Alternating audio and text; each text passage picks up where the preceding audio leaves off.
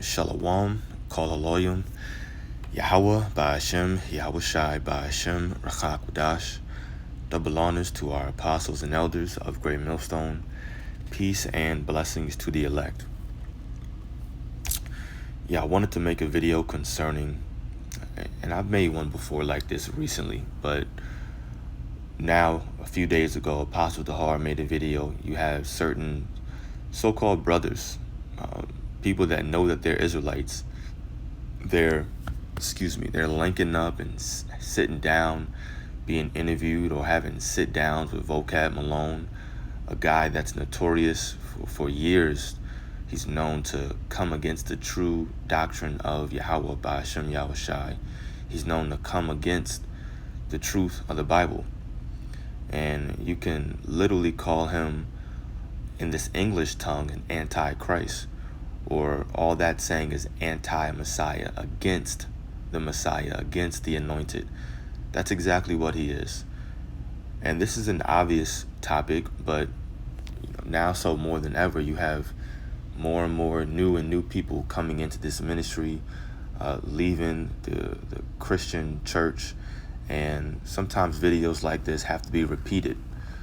And so all I'm going to do is make this video about what we should be doing, how the Bible tells us that we're supposed to be spreading this gospel in these end days right now.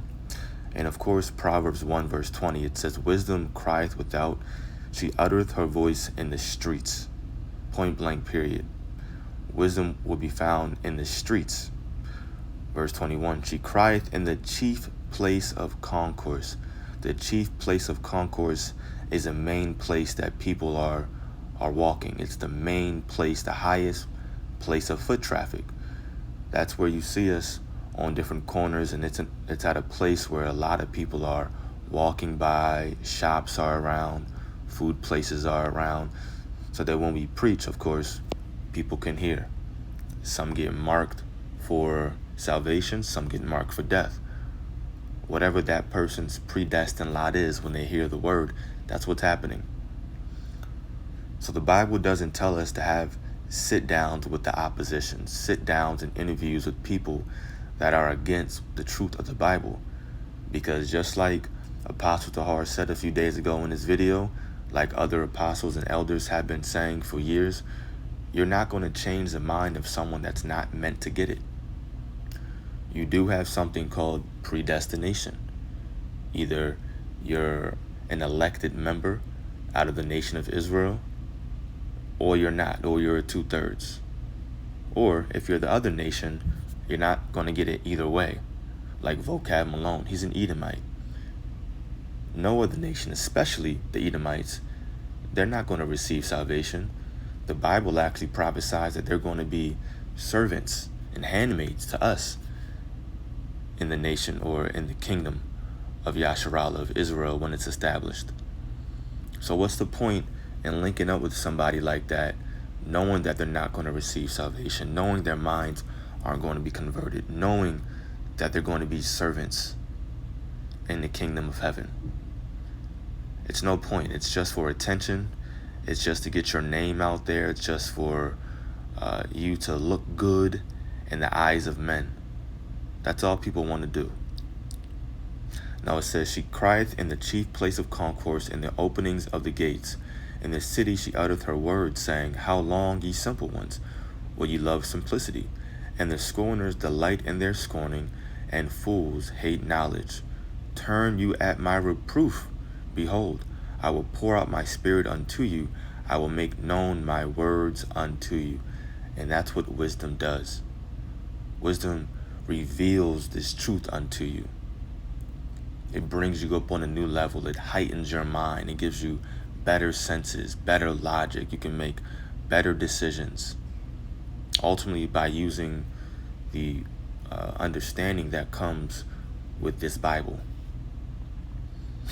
That's not going to, no edification like that is coming about from having a sit down with someone who doesn't believe in the same doctrine as you, as me, as us. So that's what we were supposed to do. That's what we're told to do. Also, we can grab Luke This is also in Matthew as well, but we'll grab this in Luke 14 and verse 23. It says, "And the Lord said unto the servant, Go out into the highways and hedges, and compel them to come in." Compel means to threaten. "And compel them to come in, that my house may be filled." That the Lord's house, which is the elect, may be filled. Meaning that those elected members will be finally, what's the word? I just said it. They'll finally be marked. They'll be marked to receive salvation. They'll be marked to be found with mercy when the Lord returns. And where does that process happen? It says, go out into the highways and the hedges. So if you're a newcomer, this is your first time hearing the word, or maybe you're just a few months in, I don't know, and you're not sure what to do next, well, the Bible gives us clear instruction. Wisdom crieth out in the streets. Go into the highways and the hedges. Compel them to come in. That's where wisdom is going to be. Once again, I'm being repetitive. Not sitting down with the opposition. It doesn't make any kind of sense. Not only were we not told to do it, it just isn't logical. You know, when you meet with someone in a place like that, you see scriptures like this aren't coming out. I don't even have to watch their sit down to know. Jeremiah 28, verse 8. "The prophets that have been before me and before thee of old prophesied both against many countries and against great kingdoms, of war and of evil and of pestilence." You see, when you meet with somebody like that, there's no time for a precept like this to come out. That's why we go out to the highways. We go out to the streets, the chief place of concourse, because now precepts and edification can be built around topics like this. Or let me say it the reverse. Topics and edification can be built around precepts like this. Damn. And it's a fact. We can talk about prophesying against Babylon the Great, America, out on the streets. We can talk about wars and rumors of wars and bring out articles, link it up with the scriptures. We can talk about the evil day, which is also linked with the day of the Lord. We can talk about the pestilence, the different diseases, the famine, all those things that are going to come. When someone asks a question, hey, what's next? What's coming to the world? Well, we'll show you. Boom, just like that. Edification is coming out. Verse 9 says, "The prophet which prophesieth of peace, when the word of the prophet shall come to pass, then shall the prophet be known that the Lord hath truly sent him." And so you know where a prophet is going to be now. A prophet is going to be out in the streets, the highways and hedges.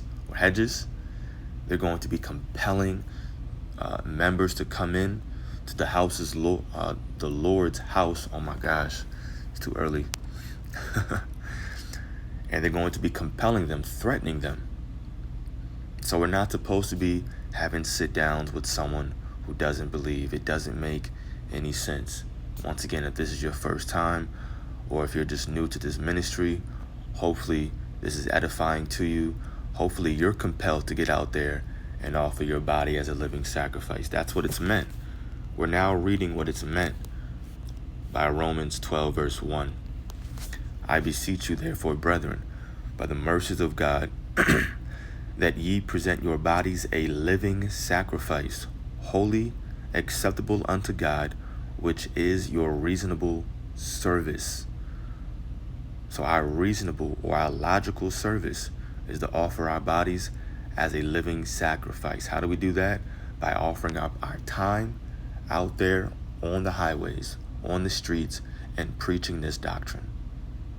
Point blank, period. Very, very simple. So if it's on you, you should definitely get yourself out there, offer your time, offer your body as a living sacrifice. Let the Lord know that you care, you love him, and you're doing what you believe you should be doing. Like the scriptures say, I believe and therefore I have spoken. Spoken where? Out there on the streets, the chief place of concourse. It all links together and just comes full circle. So that's it. Lord's will, this was edifying to the elect. Kahaloyam Yahweh, by Hashem Yahushai, by Hashem Rakakudash. That belongs to our apostles and elders of Great Millstone. Peace and blessings to the elect. Shalom.